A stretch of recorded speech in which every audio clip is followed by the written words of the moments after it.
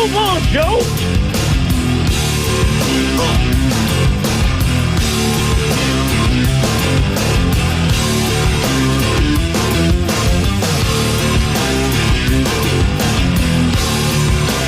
We're so back. Let's go. Welcome in, ladies and gentlemen, boys and girls, the pregame show. Joe Spadoni. It's been a while. Was that Stained? Is that the band name, Sam? Thumbs up. It's been a while. There you go. I knew Sam would know that. Sam Lubman's back, ladies and gentlemen. After a much-deserved week off, he is back, and the pregame show's back. It's literally, I think it's been since before Christmas. Pregame show's been on the airwaves, so I'm happy to be back. We have so much to get into. I mean, we've got NFL playoffs, and I don't care what the NFL tries to say. It's still super wild card to me. Super wild card weekend to me, damn it. It's not wild card weekend, it's a super wild card weekend. And it culminates tonight with Vikings and Rams in Glendale, Arizona at State Farm Stadium. Obviously, just the devastating fires down in Southern California, in Los Angeles. And, you know, please, if you're listening down there via the Odyssey app, YouTube, Twitch, Twitter, wherever you're listening from, thinking of you, loved ones, if anyone's been affected by that, just devastating fires down in Los Angeles. And obviously, due to that, the Rams will not be playing at SoFi Stadium. They will be playing a home playoff game in Arizona and play host to the Minnesota Vikings. It should be a good game. I don't have a good feel for this one. Much like the Bucks Commanders, I didn't have a great feel of who's going to win that game. Obviously, the Washington, I kind of liked when they were a Washington football team, but I digress. The Washington Commanders took the lead late and won that game. And, you know, watching everything culminate this weekend, and we'll get into, you know, the Warriors and their loss to the Pacers, and they play in Toronto tonight, rematch of the 2019 NBA Finals. God, it feels like both these teams are way off from where they once were. But God, that was 6 years ago. 2019, gross. But watching the NFL playoff picture this weekend, Chargers, Texans, Steelers, Ravens, Bills, Broncos, Eagles, Packers, Commanders, Bucks.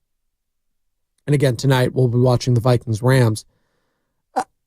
My main takeaway is, and it's not like it's anything that's news-shattering or earth-breaking, but you better have a quarterback that you trust and believe in. And I thought the difference in a lot of these games was the defenses, of course, and you can go skill position, but specifically with two quarterbacks who are going to be 1 and 2 respectively in the MVP consideration when this whole thing is done this season. The level of play from Josh Allen and Lamar Jackson, I'm sorry. Bo Nix, Russell Wilson, they didn't belong on the same field as those guys. They didn't. And Bo Nix is a rookie, so I'm not going to be too hard on the guy. He outshined my expectations of what I had for him this year. You know what? He had a good season. The Broncos, they were playing with house money. No one expected him to win that game. That was my lock of the weekend, by the way, if you were listening last week on the Morning Roast, or on Steiny and Goo, when I gave that to Steiny. Both Evan and I did. Lock of the weekend was Bills big. Bills big against the Denver Broncos. And they did just that with the final score of 31-7. But welcome in, ladies and gentlemen, boys and girls, the pregame show, Joe Spadoni. You got me for the next hour. We're breaking down all the NFL playoff action. 888-957-9570. We'll get into the Dubs as they lost to the Pacers on Friday, 108-96. And again, they play the Toronto Raptors. And you can hear all of that right here on 95.7. The game coverage of that starts at 3:30 with Warriors Live, 4:30 tip in Canada. All right. First game of the weekend. Chargers, Texans. And stop me if you've heard this one before. The first game of Wild Card Weekend is a Houston Texans home game. Yeah, it's happened, I think, 8 times. And they're like all on Saturdays. That's the NFL saying, yeah, it's the Texans. Yeah, we're good. And for as poor as a season, at least coming off what they did last season when they caught the league by storm, you know, they got into the divisional round last year too, and they went from worst to first, and CJ Stroud was a beast. You know, Texans struggled this season. Yes, they finished 10-7, but it wasn't Wasn't like they were world beaters. The defense was still the defense. It was led by D'Amico Ryans, the head coach, obviously former DC of the San Francisco 49ers. But I think like a lot of us, we were like, wow, okay, well, sophomore slump for CJ Stroud. It happens. But, the Chargers, they got Harbaugh. I think a lot of people expected Harbaugh in his first year to make the playoffs. I sure as hell did. I think most people did. It's because of what he does. He wins. But what he doesn't do is get bounced in the first round of the playoffs. He never did that as San Francisco 49ers head coach. Well, his first year as Chargers head coach, make the playoffs, get bounced in the first round, score a total of 12 points. Justin Herbert. Oof. My goodness. Was not his greatest performance. He finished the game 14 to 32. 14 of 32. A touchdown and 4 picks. Now, one of them, bounced off the hands, should have been completion. But he gets charged with it because it is what it is. So 4 picks, and one of which included a pick six. Could have been 2 pick sixes, actually. And then look at the other side. CJ Stroud, 22-33, touchdown, a pick. Use his legs, though. 6 carries, 42 yards. That is a part of his game that I don't think gets talked about enough with CJ Stroud. Not only is he so damn accurate when he is on, but he can use his legs and is more than mobile enough to hurt you. He just likes to be a pocket quarterback, which is refreshing in this day and age when a lot of people just like to run. No, he stands there in the pocket, much like a Jaden Daniels did this season in his rookie year. Like, stand and deliver. What was that? Edward James Olmos? Stand and Deliver? Great movie. Yeah.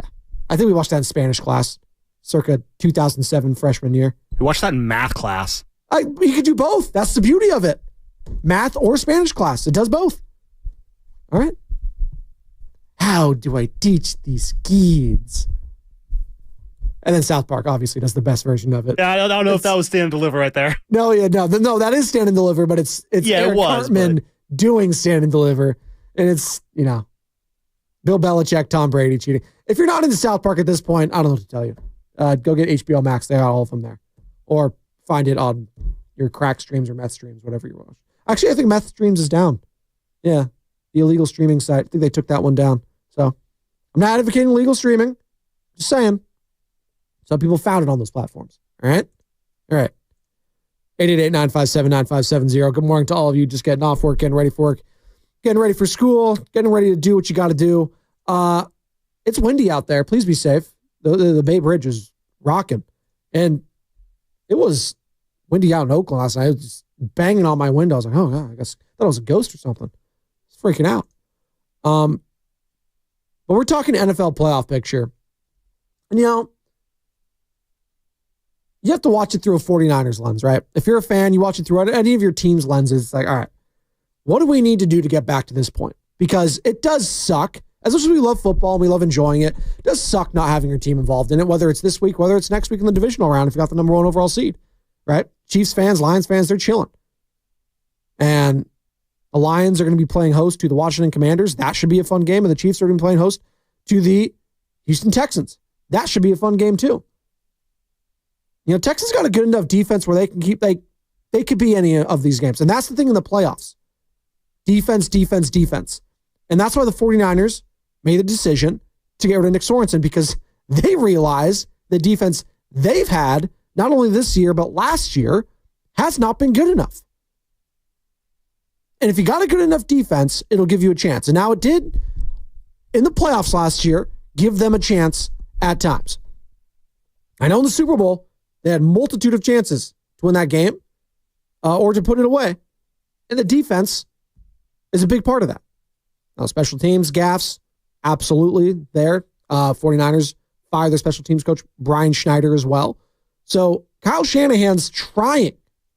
He's trying to fix this thing. And it ultimately does, fall on his plate. The special teams has been bad. Defense has not been good. The offense, at times, was good, but it wasn't good enough. So they need to retool this offseason. But the biggest storyline, obviously, and doesn't matter in any team sport, it always comes back to the quarterback. I started this whole segment talking about the quarterbacks. Josh Allen and Lamar Jackson are just different. And it's no disrespect to Bone Hicks and Russell Wilson, but we all watched the games. We saw the difference. They're MVPs. CJ Stroud, the numbers don't look amazing, but I saw a guy that's been there and done that. He won a playoff game in his rookie season, beating up the Browns and Joe Flacco last year. And now he beat a Chargers team that was tough all year long. And listen, Justin Herbert's going to take a lot of heat today. And I saw a lot of Niners Twitter over the weekend saying Brock Purdy's so much better of a quarterback than Justin Herbert because of what he did in the playoffs last year and the year prior. Listen, Brock Purdy, when he is on, is a top 10 quarterback. When Justin Herbert is on, he's a top 10 quarterback. I've never thought once Justin Herbert as a top 5 quarterback in the NFL. Now, he might have top 5 arm strength. He might have a top 5, NFL quarterback body. What is he, 6'5", 6'6"? He's huge. Guy's chiseled. He's a big guy. He can run the ball. He can do a little bit of everything. But that looked like a quarterback that was unsure of himself and unsure of the talent around him. Ladd McConkey, God love the guy. That was it. But when your best player on offense outside of the quarterback is a slot wide receiver, your team's going to struggle. And outside of Ladd McConkey's 9 receptions for $197 and a touchdown, it's a hell of a day, by the way. Will Dissly, God love him, 2 receptions, 16 yards. Did Quentin Johnson do anything? Did he do anything? That's what I'm saying. So, for as much as we want to compare and contrast quarterbacks with quarterbacks that aren't in the playoffs to ones that are in it, I just think it's where are you going kind of an argument with this. The whole Brock Purdy comparing him to all these. Just worry about Brock Purdy. If you're a Cincinnati Bengals fan, just worry about Joe Burrow. We know Joe Burrow is good. We know Brock Purdy is good. It's okay. You don't need to be constantly comparing these guys to their peers. Now, I get it. That's what we do in the media, so we're going to. But when you're not in the playoffs, you got to be worried about what you can control right now. What the 49ers can control is how much they can pay Brock Purdy, and they're going to pay him. What they can do to make his life a little bit easier next season. And I think that starts with the offensive line and shoring that up. Trent Williams going to be back. We expect him to be back. So John Lynch, Kyle Shanahan said they expect it. And then you look at the receivers. Deebo Samuel going to be back. They'd like him back. We'll see. That's what John Lynch had to say. Deebo's under contract. Yeah. You expect him back? Yeah. A good player and has done a ton for this organization. We're not in the business of letting good players out of here. So, yeah. They're not in the business of letting good players out of there. Good players leave. It's part of the game. You don't want to be in that business, and Kyle Shanahan and John Lynch have done a hell of a job collecting a lot of talent on that team. But with a lot of mouths to feed, sometimes there's not as much bulls. You got to go to 99-cent store, pick out some more, Target. All right? Get those weird, plastic ones that last forever. Be here till the end of time, the end of days. Good movie, by the way, with Arnold Schwarzenegger. Underrated, End of Days. Look into it. 888-957-9570. Good morning to you on the Comcast Business Text line. Welcome back, Spadoni, from the 408. Hey, it's good to be back. We're talking NFL football, baby. Playoff football. Super Wild Card Weekend. I'm still calling it that. If they just want to call it Wild Card Weekend, I don't care. And we got a game tonight. Vikings, Rams. I think it's going to be a good one. And Sam Darnold could make a lot of money tonight. I don't think he's going to lose a lot of money, but he can make himself a lot of money. That much I do know. He gets a playoff win under his belt on the road. I get it. It's a neutral site. It's a little bit different now that the Rams aren't playing at SoFi Stadium, but let's keep it a buck. And I'm trying to be as nice as possible here, given everything that's going on in Los Angeles to all these teams. And the Chargers, I'm sure players there, staff members, they're probably going through so much. So it's hard for me to, come up here and crush the Chargers after just the week that Los Angeles has had in general. Because I don't know what those guys are going through mentally. I know JJ Redick, head coach of Los Angeles Lakers, lost his house. He's got a family. He's got a wife and kids. They don't have a house. So they're living somewhere. And I think he said he was living in a hotel room. They found it. Like, I couldn't even imagine, trying to get up for that game mentally. But, the Rams are going to be playing at a neutral site, and we'll see. Not like SoFi Stadium was going to house a lot of Rams fans anyways. Minnesota fans travel well, especially in the playoffs. So I'm very intrigued to see how this game goes tonight. Listen, the Rams won the division at 10-7. 10-7. The Vikings are on the road at 14-3. Oh, man, it's the way it is sometimes. It's like that Saints team back in, what was that? The Beastquake, 2009? Whenever that was? 2010? When the Seahawks were what? 7-9? The Saints coming off a Super Bowl. And what happened? Hey, weird bleep happens in the offs. It does. No one expected the Beastquake to happen that day and the defending champs to go down in Seattle, a team with a losing record. Now, this conversation always happens. Always like, oh, we need reseeding. We need reseeding in the conferences. Oh, 14-3 team on the road. What? No, in your division. And the best two divisions in the NFL had 3 playoff teams each. It happens. The AFC West and the NFC North. By the way, 2 of the AFC West teams already gone. Broncos, Chargers, night. See you later. As far as the NFC North goes, could be the same tonight if the Rams win. Because the Packers and Jordan Love, yikes. That game didn't inspire much confidence. That Eagles defense is ferocious. It's legit. And if they can get anything going offensively, because it felt like they were, letting the Packers hang around. Eagles dominated that game. They dominated it. Jordan Love had three picks. He I don't know what he saw on the field. Again, Vic Fangio. Guy's been there and done that. Saquon Barkley on the other side, though. 25 carries, $119. Yeah, it's been a great investment. You guys see A.J. Brown reading a book on the sideline? I guess he posted it on his Twitter. And it's just things that are highlighted, like words of affirmation, quotes to live by, stuff like that. So, hype up material. I appreciate that. Sometimes you got to lose the iPad or whatever, the Windows tab, whatever it's called, the tablets. Let's go back to the hardcover, baby. Print. Nothing happened over the weekend to me that was surprising. If anyone's surprised about any results over the weekend, I'd love to hear why.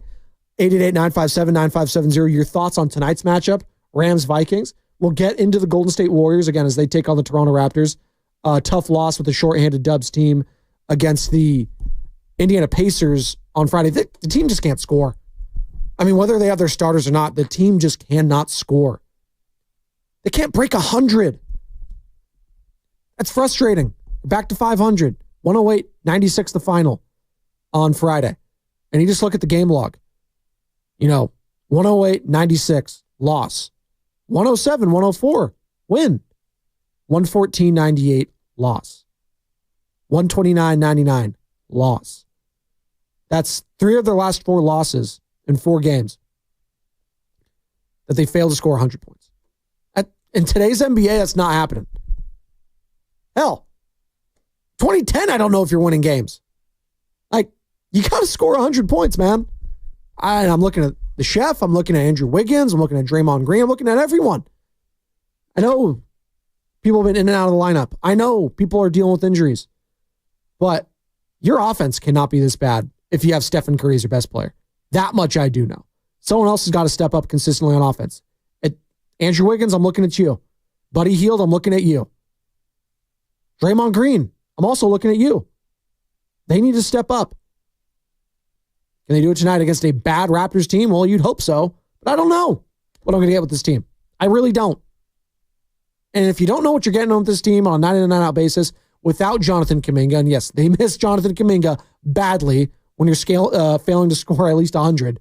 You're damn sure missing your second best scorer.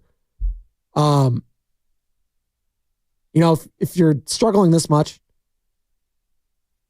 I don't think you're making a big trade. I don't think this team is a piece away. I don't think they're 2 pieces away from contending. And that begs the question, when are they going to start? When are they going to start contending? I don't know. When are they going to start contending? Next year? Maybe. See what happens this summer. Is there going to be some magic elixir this summer that they can do? Well, they tried to make some trades this past summer. We thought this was going to be the summer, and it wasn't. Now, if you're in the camp of, the Stephen Curry and, you got to maximize his window, you're going to feel like this is a wasted year. Especially if Jonathan Kuminga doesn't play again the rest of the season, and we'll see how this rehab process goes with the sprain on the ankle. Because just because he's listed at, be reevaluated in 2 to 3 weeks, and now it should be 1 to 2, if that was last week, he gets reevaluated, and they say, oh, yeah, we'll reevaluate him again in another 2 weeks. And then it starts to snowball, and then he might just hold him out the rest of the season. If you're going to pay this guy and he's playing for a new contract, he wants to stay with the team, you might just put him on ice, sign him to a deal, and just say, all right, we'll pick things up in the summertime if we can make another move. Maybe we're a play-in team, and maybe we can make some noise if we sneak in. But right now, the only noise they're making is a cricket at night. That's a pest that's bothering you. They're not doing anything. And it's tough to watch if you're a Warriors fan, if you're a Stephen Curry fan. And by the way, shout out Steph real quick. I know I'm making it sound like doom and gloom. They're a 500 team. It has been great. But Steph didn't play in Indiana. But, as he has done on the road in the past, when he has to sit out the back end of a back-to-back and, East Coast trips, he's only going to these places once in the Eastern Conference. It's a home and home, one at home and one away. I guess that's not a home and home. You know what I mean? So Stephen Curry sees all those kids dressed up in Stephen Curry jerseys in Indiana, all coming out to see him. Ah, man. Oh, mom, dad, he's not playing. Oh, man. You know what Steph does? He invites a bunch of those kids wearing Stephen Curry jerseys after the game for a meet and greet in the locker room. How freaking cool is that? There's only one Steph, man. How can you hate a guy like that? Say what you will about the team, how they're playing. Yes, he's looking older. Yes, he's got the knee tendonitis. There's fluid in his knee. You could get him on the basketball court a little bit because it hasn't been a Steph-like season. But off the court, it has been a Steph-like season because the guy's just a good person. Shout out to him. Father of two, that hits me a certain way. I've taken my son to games if LeBron or Steph or whoever it was, they weren't able to play, it gets a little bummed because you want to go see those guys. And the fact that he went out of his way when he doesn't have to. Listen, a lot of stars, I don't know if LeBron's doing that. And this isn't a slight at LeBron. It's to prop up a guy like Steph Curry. That's not an easy thing to do. Just, you're in game mode, you're with your team, you're on the road, you're already dealing with all this stuff, the travel, all that. To take your time to talk to these kids and say what's up, and maybe you sign jersey. I don't know what they did. Take some pictures. I know I saw that. That's awesome, man. So that was a positive I saw over the weekend for the Golden State Warriors. Can they, take that good energy that Steph had after the game to Toronto tonight? Well, you'd hope so. Do we know anything about Andrew Wiggins, by the way? Is he back? Andrew Wiggins, I know his wife is pregnant. They're expecting. We'll see. All right, I see that right now. Andrew Wiggins set to return on Monday versus the Raptors. Great. Boy, do they need him. Can we get a high scoring night from Andrew Wiggins? The last time we saw Andrew Wiggins was against the Miami Heat. Played 25 minutes, had 9 points, 1 assist, 5 boards. Yeah, that's not good enough, Andrew. I'm going to need more. I'm going to need more. We need some more football tonight, by the way. We've been talking about football. What's the line on this game? DraftKings. Let's see. Again, the only game I was confident over the weekend that took place was the Bills blowing out the Broncos. Everything else, I thought I could see either of those teams winning. Ravens, Steelers. Ravens, even the Ravens. Steelers have had their number in the past. I've played them tough. But you saw the difference in that game. And maybe, just maybe, this is the year of Lamar Jackson. I know we say that a lot. I'm looking at Lamar. I'm looking at Josh Allen. One of these guys needs to take a leap and get to a freaking Super Bowl. Thanos is awaiting. And we're going to get that next week. Bills, Ravens. That's going to be the primetime matchup for a potential date in Kansas City. And we can see if the Texans can play spoiler. And that defense, if it played like it did, they're going to be in the game. And CJ Stroud can make plays with his arm and with his feet. And I got a lot of confidence in that quarterback if I'm a Houston Texans fan. Everything didn't go well for him this season, but you know what? When push came to shove, he delivered in the biggest game of the season thus far. And that's all you're looking for in a star quarterback. 888-957-9570. We'll get into the Vikings-Rams on the other side, plus more of your calls, more of your texts in regards to the Golden State Warriors. I don't think there's a fix for this team. At least a championship fix this season. You disagree? You agree? 888-957-9570. It's the pregame show, Joe Spadoni, as we roll on 95.7 The Game.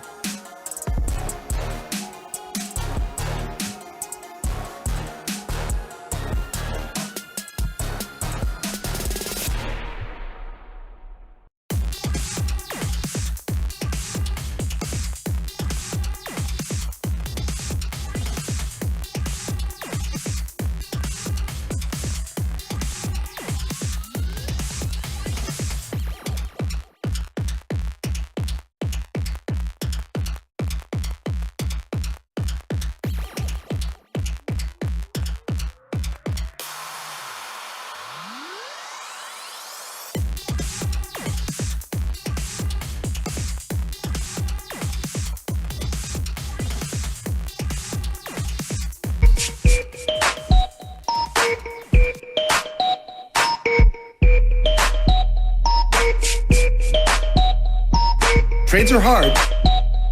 Oh, who cares? Thanks, Drew. They don't call him Drew. He probably doesn't like that.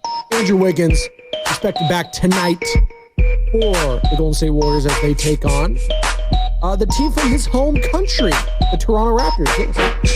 Maple Jordan returning for the Dubs. They're going to need him. They need scoring. Like, I love his, his defense and his tenacity and him being available a lot. Obviously, missed out the last few days, but God, can he score? Someone needs to step up in Kuminga's absence and Stephen Curry's absence when he's not on, and he hasn't been on a lot this season. If Buddy Hield's going to continue to struggle, I need Andrew Wiggins to, get those shot attempts up, not to, 9, 10, 11. No, get me up to the 15, 16, 17. I need more shot attempts from Andrew Wiggins, at the very least. Be more aggressive. And that's, on Steve Kerr a little bit too, the head coach, to get these guys more involved early and make that a focal point in this offense, because something's got to change. I mentioned it. 3 of the last 4 games, you failed to score 100 points. It's just not, in the year 2025, you can't score 100 points? God. That guy Cooper Flagg, who's going to be the number 1 overall pick, just had 50 over the weekend, didn't he? By the way, that guy's unreal. We were in the thread, the Steiny Guru, Evan Giddings, Joe Spadoni thread. And Steiny made a comp for Cooper Flagg. He's like, what do you give me for Kevin Love Cooper Flagg? I was like, as disrespectful to Cooper Flagg and his athletic ability. Now, Kevin Love is a hell of a player. Let's not get it twisted. Kevin Love, I know a lot of people looked at him in the lens of the Minnesota Timberwolves. He never kind of replicated that because when he was on a good team, he was the 3rd guy on a championship team because it was LeBron, it was Kyrie, then it was Kevin Love. But you know what? Might go down as a Hall of Famer. Probably will if you look at all of his numbers at the end of the day. And is consistent. Is he still playing? Kevin Love, I think he is. He's still in the Heat. Saw him. Champion, 5-time All-Star, got a most improved player, all-rookie second team. Yeah, maybe. No, he's got an Olympic gold medal. Yeah, that might be enough to get in the Hall of Fame these days. But athletically, he's a big guy, power forwards, kind of center, underside center. Cooper Flagg, just on a different level of athlete. I was like, Steiny, not all white guys are the same. All right? Come on, give me a break. It was 42 points for Cooper Flagg, by the way, in a Duke victory over Notre Dame, as the Fighting Irish are going to be taking on the Ohio State. And I can't wait. I mean, this is going to be a hell of a matchup. And Ohio State, I expect to win this game. But wouldn't it be something if Marcus Freeman, as he just celebrated his birthday a couple days ago, 39 years old, wouldn't it be something? As Brian Kelly leaves and, they had one of their worst losses of the season to NIU, and everyone's ready to bury this team. Just like everyone's ready to bury Ryan Day as they lost to Michigan and that whole, chaos on the field, and you have the meme of him saying what happened.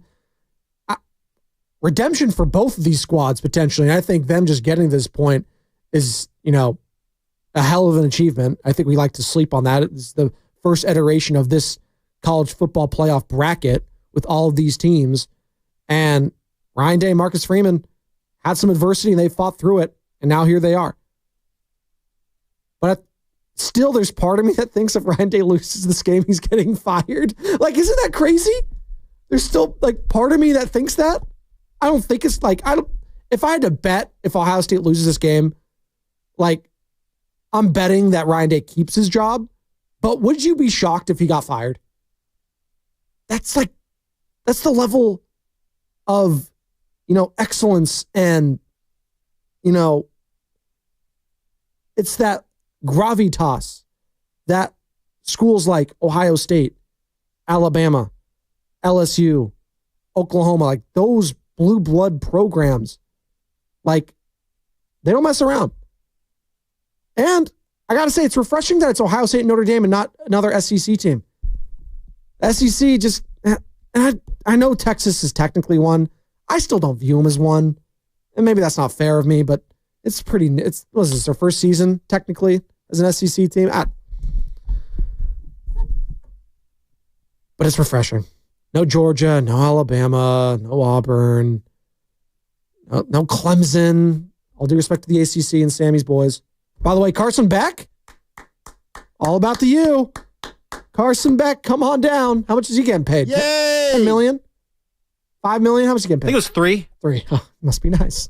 Must be nice. More than Brock Purdy. Stayed one of the Cavender twins, too. Oh, well, that's worth more. Probably helped in recruiting a little bit. There you go. Can't hurt. Can't hurt. When is this game? Date. There we go. Next Monday, 4:30. Can't wait. Can't wait. Sam looked at me. He's like, next Monday. I was confirming, Sam. I wasn't asking you. Don't worry.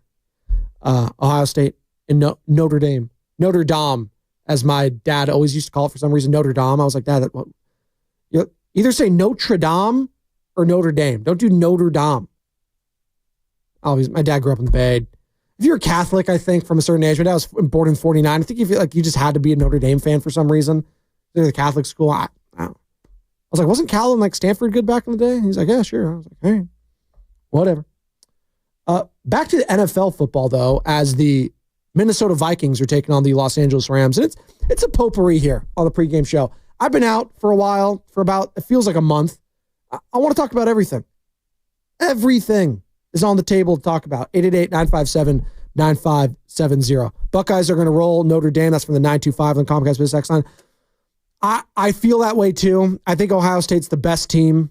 I just think they have the most talent. I think they just are playing the best football. But hey, the way Notre Dame's defense plays, much like I thought of the Houston Texans and their chances, like if your defense plays well, you got a chance. You got a shot. By the way, where is the college football national championship? What stadium is this going to be played at? Text line, let me know. 888-957-9570 as I search the venue. Oh, it's in Hotlanta. All right. Where the Falcons play, Mercedes-Benz Stadium, which I heard is really cool. It looks cool anyways. Like all these new modern stadiums, they look awesome and amazing. There is part of me that like, and again, probably not the greatest year to do this, given the fires and just, but the Rose Bowl should just, now that we have this iteration, it's the Rose Bowl. Like, that should be it. I mean, the amount of times that Ohio State's played there in Pasadena for the Rose Bowl, that should be the spot. For every single national championship game. And I get it, it's rotating like the Super Bowl, but college football playoff is built on tradition. Make the Rose Bowl the final game. I don't think anyone's complaining about that. It's beautiful. It's absolutely beautiful. 888-957-9570. Speaking of beautiful, it was a beautiful day in the Bay yesterday. Walked around Lake Merritt, had a great time. It was awesome. It was lovely. No, it was not Gotham City. Not like what people want to think about when you're walking around Oakland, California. It was beautiful, 65 degrees. Walking around with a lady friend and was having a good time. And I happened to peep. I was walking around. It was Lake Chalet. And I was peeping the score of the Eagles and Packers game. And I saw it was 7-0. I was like, okay, all right. Then I look at the phone. I was like, oh, man, this feels like it was way worse than 7-0. And then it was 10-0. And Eagles dominated that game. And I look at this team, the Philadelphia Eagles, that got rolled last week in Tampa Bay and were one and done in the playoffs after coming off a Super Bowl appearance. A game in which they led and probably felt like they let slip through their fingers because I felt the Eagles were the better team in that game against the Chiefs. Obviously, the fumble by Jalen Hurts that was picked up by Nick Bolton for a touchdown was the difference. But outside of that, that was Jalen Hurts' best game I've ever seen him play. He was throwing dimes. He was running the football. He was doing everything. And now they're back in the divisional round. And they're going to await the winner of Rams-Vikings. And they got a good shot to beat either one of those teams, I believe. And that sends them to the NFC Championship. What I'm getting at here is this. I felt like the sky was falling last year for the Philadelphia Eagles. Much like the 49ers this season. I get it. The Niners did not make the playoffs like the Eagles did last season. But the Niners basically stole all their confidence in that win in Philadelphia last year. Big Dom, Dre Greenlaw, Deebo Samuel, all of that. The Eagles had no shot after that game. No shot. What did the Eagles do this past offseason to turn them back into Super Bowl contenders? We're going to get into that on the other side. And I think there's a blueprint that has been laid out by the Philadelphia Eagles that if the 49ers follow and can succeed on, they could be in the same spot the Eagles are in next week, which is a divisional round home date against either the Rams or the Vikings. It's the pregame show. Joe Spadoni. One more segment before handing it off to Bonta Hill and Joe Shasky. It's 95-7 The Game.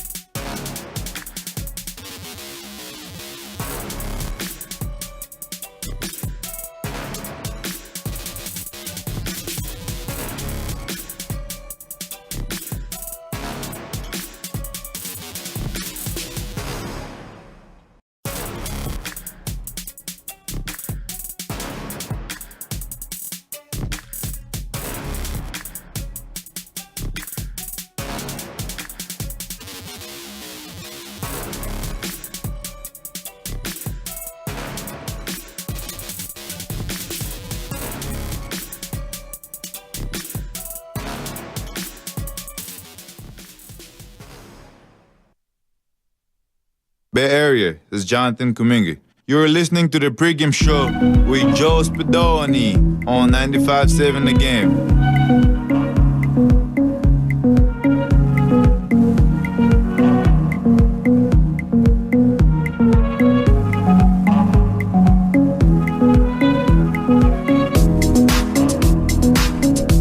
We miss you, JK. Come back soon, bud. Jonathan Kuminga there. Who is still out nursing a sprain. Ankle sprain. Going to be reevaluated in a couple weeks here, hopefully, and hopefully he can come back soon because the Golden State Warriors need him as they're taking on the Toronto Raptors tonight. Coverage of that starts at 3:30 with Warriors Live right here, 95.7 The Game, and then 4:30 tip with the voice of your Golden State Warriors, Tim Roy, the great Tim Roy. As we've been talking NFL playoffs, we've been talking Golden State Warriors basketball. We're talking about everything. Why not? Everything's going on right now. And what's not going on right now is 49ers football because they did not make the NFL playoffs, but that doesn't mean we can't talk about said 49ers because they have a lot of decisions to make. They've already fired two of their coordinators, Brian Schneider, see you later. Nick Sorensen, see you later. So you need a special teams coach. You need a defensive coordinator. So you got that. You've got a potential contract looming for Brock Purdy. You got decisions to make. Do you bring back Dre Greenlaw? Do you bring back Deebo Samuel? Trent Williams, what's going on with him? They expect him back. You know, people are up for extensions. George Kittle, you can extend him. He's second team All-Pro. By the way, yes, the All-Pros came out. George Kittle, Kyle Juszczyk, second team All-Pro. Fred Warner, first team All-Pro. Those are your three All-Pros for the San Francisco 49ers this season. But I just teased it, and we can get into it. The Philadelphia Eagles and what they were able to do in a single offseason to push them to the divisional round after they took care of business yesterday at home in the wild card round against the Green Bay Packers. They fired both their coordinators after losing two coordinators in the offseason the year prior in Shane Steichen, who's the head coach with the Indianapolis Colts, and Jonathan Gannon, who's the head coach with the Arizona Cardinals. So you try to replace them. It doesn't work. Obviously, Nick Sirianni remains. So you let go both of your offensive and your defensive coordinators because after one season, it wasn't happening. Nick Sirianni is a special teams. He's a CEO type of coach. So he's not going to be calling plays offensively or defensively. He's not an Andy Reid. He's not a Kyle Shanahan. He's, not a Sean McVay. Not any of those guys. That's okay. You could be a Mike Tomlin. Mike Tomlin's had a lot of success, although the playoff success has been wanting. It's been almost 10 years now since it's been almost 10 years since the Pittsburgh Steelers have won a playoff game. That's insane. It's insane. He signed a 3-year extension. What was that? Didn't he just re-sign, or is it a 2-year extension? He signed an extension. Let me look that up. Mike Tomlin, because I felt like he just signed one. Mike contract yeah, last year. So he signed through the 2027 season. I thought that was wrong. I was looking at Get Up and they said he signed a 3-year deal in 2021. I was like, that can't be right. So last June, he signed a 3-year extension. Now, extensions mean whatever. You can buy that out. Whatever. Head coach extensions, whether it's, basketball, football, none of that matters to me. It really doesn't. Not when the money's this lucrative in both those leagues. But anyways, I digress. Nick Sirianni got rid of those coordinators. He brought in Vic Fangio, who Niners fans know very well, former DC here, former head coach of the Denver Broncos. Brought him in and brought in Kellen Moore, who had some success as an offensive coordinator after being a quarterback, obviously Boise State and the NFL for a cup of coffee, and had success with the Dallas Cowboys, their OC. So they brought those two in, and it's changed everything. But not only did they do that, they nailed the draft picks. Quinyon Mitchell out of Toledo and Cooper DeJean out of Iowa have been home run picks for a secondary that was awful last year. And they were awful. We watched that game and what the 49ers and Deebo Samuel particularly did against them. They were awful. And they get humbled on the road in Tampa Bay. You lose Jason Kelce, future Hall of Famer, one of the greatest, if not the greatest center in the game. You lose Fletcher Cox, also might be a Hall of Famer, one of your all-time guys. That's two guys, offensively and defensively, you have to replace there as well. Now, you had Jalen Carter waiting in the wings, and they nailed that pick last season, and he's been a beast for them. And it looks like their offensive line hasn't skipped a beat. I can't even name the center who took over for them, but hasn't skipped a beat. Now, Jordan Mailata is a unit. Lane Johnson is a unit. They don't skip a beat. Cam Jurgens, there you go. Philadelphia Eagles. Now the starter. Nick Gates, the backup. Okay, there you go. So, what do you do if you're the 49ers? You follow that blueprint. Now, Jalen Hurts got paid. He did. Devontae Smith got paid. A.J. Brown got paid. You paid Saquon Barkley, which is looking like a bargain right now. A la your Christian McCaffrey deal that looked like a bargain last season, not looking like it now due to injury. But you see what they've done. It's not that crazy to say the 49ers can do similar things. And I think there's more talent there across the board that you're not going to lose like Philadelphia did. Like, I don't think the 49ers are losing a Jason Kelce and a Fletcher Cox caliber type of players. That would be like losing a Trent Williams and then losing, give me whoever on defense. They don't have anyone that as old as Fletcher Cox, but you get what I'm saying, right? You're not losing that many. Now, you could be losing Deebo Samuel. We'll see. You might not re-sign Dre Greenlaw. That would hurt. You got the number 11th overall pick in the upcoming NFL draft. You got some cap space to work with, and you're going to be able to work with. Shore up that offensive line, whether that's in the draft or free agency. Pay your quarterback, which they're going to do. And you got to nail that defensive coordinator job. And I'm not sleeping on special teams.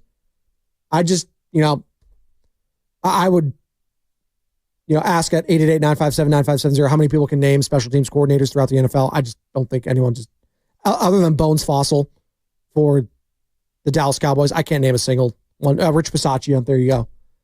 Like the former interim guys. That's it.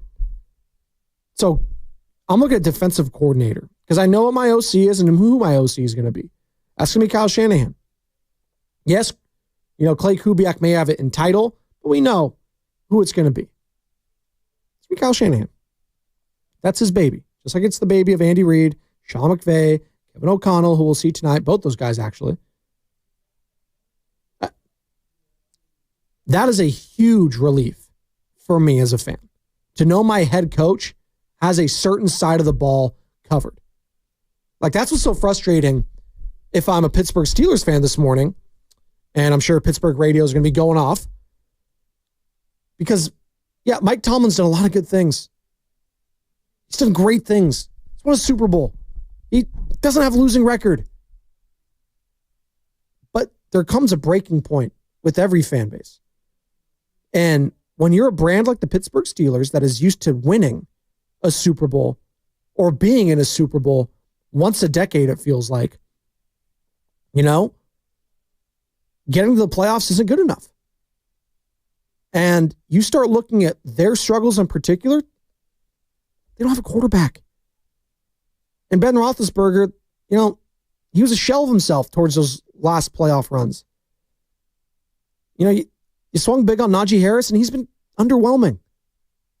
They don't respect the passing game, so they're just going to stack the box. And Najee Harris, he's a physical specimen, but when you get to the NFL, everyone's a physical specimen. And they're going to stack the box, and they're going to beat you up.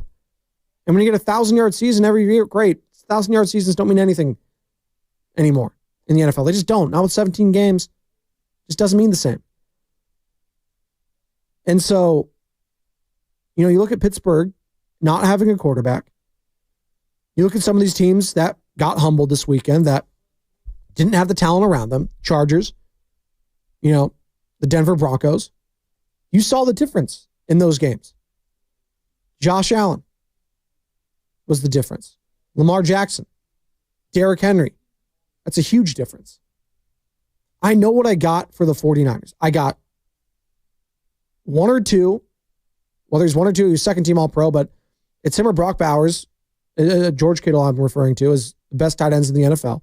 So you got the best tight end in the NFL, arguably. I know I have a top 10 quarterback in Brock Purdy. If you don't think he is, that's fine. I have no problem saying Brock Purdy is a top 10 quarterback. So you got him. We'll see Brandon Ayuk, who I know at the very least, if that's his ceiling, is a second team All-Pro, which is pretty freaking good. Deebo Samuel, I don't know what I have with him. I don't. Let me be honest. I know I got Juwan Jennings, who played like a number one wide receiver this season. Do I want him being my number one? No. Would I be mad if he was my number two? I don't think so. That's how much respect I have from this season from him, which was nearly 1,000-yard season as he got ejected in that final game against the Arizona Cardinals. So I say all that to say this, as Guru likes to say, one off season can change it all in the NFL. Maybe not in the NBA. And sometimes it does in the NBA. And we've seen that with the Golden State Warriors, it hasn't as of late. But definitely in the NFL, a draft can change everything. Look at the Houston Texans last year, worst to first. Look at the Washington Commanders, worst to first. Things can change very quickly in the NFL. But also, the more things change, the more they stay the same. Much like the morning roast. That's coming up next on 95.7 The Game. Have a good morning, everybody.